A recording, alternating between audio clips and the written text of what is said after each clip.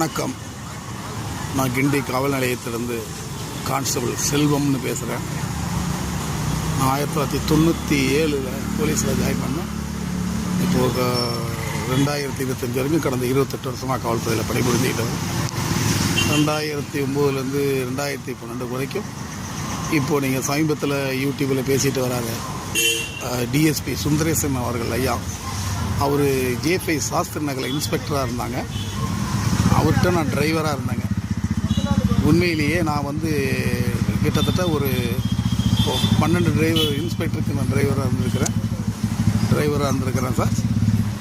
அதில் ஒரு வித்தியாசமானவர், நேர்மையானவர், உண்மையானவர் அப்படின்னு சொன்னால் ஆய்வாளர் சுந்தரேசன் ஐயா அவர்கள் தான். ஏன்னா அவர் எனக்கு சொந்த பந்தம் கிடையாது. ஏன் சொல்கிறேன்னா, ஒரு காவல்துறையில் உண்மையானவர் கிடைக்கிறது பெரிய விஷயம். அவர் நேரடியாக பார்த்துருக்கேன், பல முறை பார்த்துருக்கேன். நான் அவருக்கு வண்டி ஓட்டும்போது சில ஆய்வாளர்லாம் ஓட்டல் நிப்பாட்டி சாப்பாடு வாங்கினா கூட ஒரு 500 ரூபா எடுத்து கொடுத்து போய் காசு கொடுத்து தான் சாப்பாடு வாங்கிட்டு வர சொல்லுவார்.